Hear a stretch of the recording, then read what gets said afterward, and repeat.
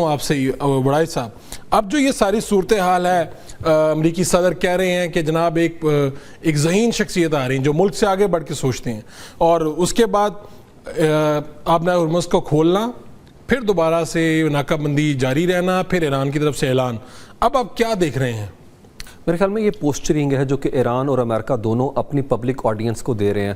دیکھیں یہ پرسیپشن اور امپریشن کی بھی ایک طرح سے آپ کہہ لیں لڑائی ہے. ایران نہیں یہ تاثر دینا چاہتا کہ میدان جنگ میں جو ان کی جیت ہے وہ ٹیبل کے اوپر ہار کی صورت میں سامنے آئی ہے، اور ڈونلڈ ٹرمپ بھی یہ امپریشن کریٹ کرنا چاہتے ہیں کہ جو مائلیج میں گین کرنا چاہتا ہوں وہ میں نے دھوس دھمکی کے تھرو، اور جس طرح میں ہمیشہ کہتا ہوں طاقت کے سائے میں مذاکرات کرنے کے وہ حامی ہیں. تو وہ چیز جو ہے یہاں پہ ایرانین دیتے ہوئے لیوریج انہیں نظر نہیں آ رہے. دیکھیں ایران کیا کہتا ہے، وہ کہتا ہے ہماری میکسملسٹ پوزیشن تو نہیں ہے، ہم تو بارگیننگ سپیس آپ کو دے رہے ہیں. لیکن آج ہی انہوں نے بات کی کہ ہم نے پاکستان کے تھرو امریکہ کو سگنل دیا ہے کہ بار بار جو ہے مذاکرات کے اندر رد و بدل نہ کیے جائیں مطالبات کے حوالے سے. آپ دیکھیں یہی چیز پاکستان میں بھی کی گئی، آخری منٹ تک وہ مطالبات جو ہیں اس میں رد و بدل کرتے تھے. اور میرا ماننا یہ ہے کہ Donald Trump J D Vance کو یہ موقع نہیں لینے دینا چاہتے تھے. وہ چاہتے تھے کہ جو بھی مذاکرات پہ صورت بنے جو کہ نتیجہ خیز ہو تو اس وقت ڈونلڈ ٹرمپ موقع کے اوپر موجود ہوں. ادروائز تو یہ جے ڈی وینس 2028 کے انتخابات میں صدر کے الیکشن لڑنے جا رہے ہیں، وہ تو ہائی جیک کر جاتے. تو یہ ڈونلڈ ٹرمپ نے وہاں پہ مذاق میں بھی کہا ہے ڈنر کے اندر ہے کہ اگر مذاکرات ناکام ہوئے تو ذمہ دار جے ڈی وینس ہے، اگر مذاکرات کامیاب ہوئے تو کریڈٹ میں خود لوں گا. تو یہ دلچسپ بات ہے، یعنی اسی میں بہت کچھ چھپا ہوا ہے. چاہیے ایک آن اے لائٹر نوٹ کی گئی بات ہے، لیکن یہ بات درست ہے کہ یہاں پر جب انٹرنیشنل جریدے یہ رپورٹ کر رہے تھے کہ جب یہاں پر مذاکرات چل رہے تھے تو دوران مذاکرات بہت لمبی گفتگو ہوتی رہی. جیریڈ کشنر اپنے سسر کو فون کرتے رہے اور ان کو لمحہ بلمحہ آگاہ کرتے رہے. دونوں طرف سے ایسا ہوتا رہا ہوگا کہ اپنے پیچھے قیادت کو بتا رہے ہوں گے.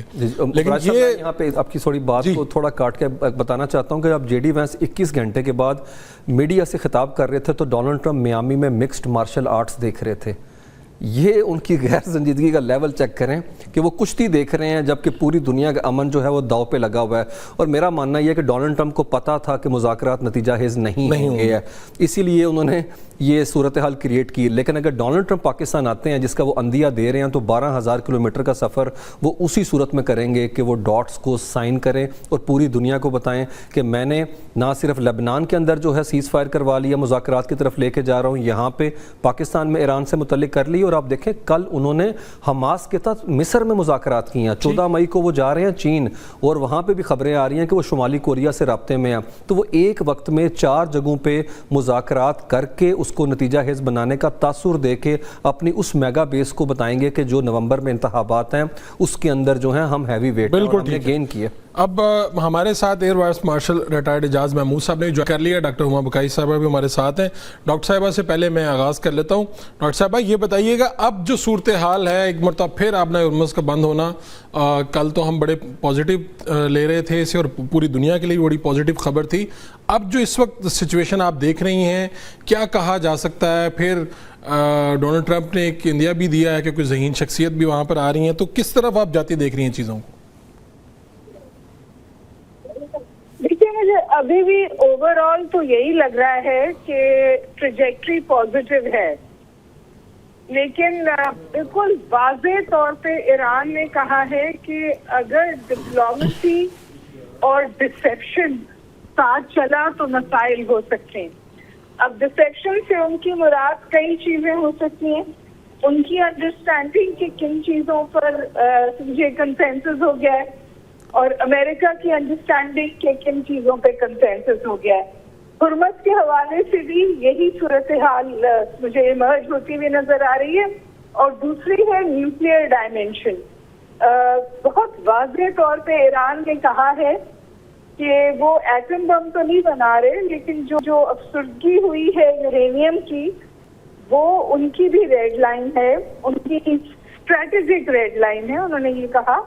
اور اس کے ساتھ ساتھ انہوں نے یہ بھی کہا کہ وہ نہیں سوورن ہے ان کے لیے، مطلب وہ کسی اور ملک کے حوالے سے نہیں کریں گے. تو یہ مجھے لگ رہا ہے جس کو بہت لوگ نیوکلیئر ناٹ بھی کہہ رہے ہیں، وہ کچھ مجھے تعطل کی باعث بن سکتا ہے. اور اسی لیے آپ کو پتا ہے کہ منڈے کو اب نہیں ہو رہے ہیں، تھوڑے سے آگے گئے ہیں، تو مجھے لگتا ہے ڈفرینسز آئرن آؤٹ ہونا ہے. دوسرا یہ تھی کہ جو لیبنان کی سچویشن ہے نا، وہ انتہائی ٹرکی ہے. کوئی ٹرسٹ نہیں کرتا اسرائیل کو.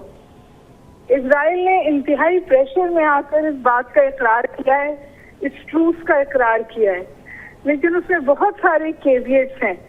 فار ایگزامپل حزب اللہ کا ڈس آرم ہونا.